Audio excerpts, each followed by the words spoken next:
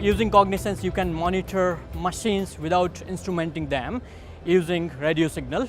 And this will provide you much more information than all other existing technologies like vibration-based sensing or temperature and all other stuff. So far, we are operating in a traditional fashion.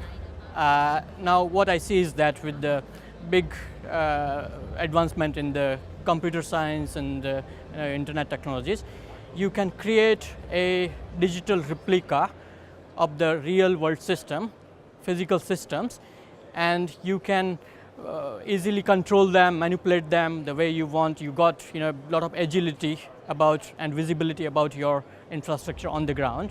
So I see it from long-term perspective for the optimal utilization of physical resources, which is for the good of the whole planet. We need Industrial 4.0 revolution.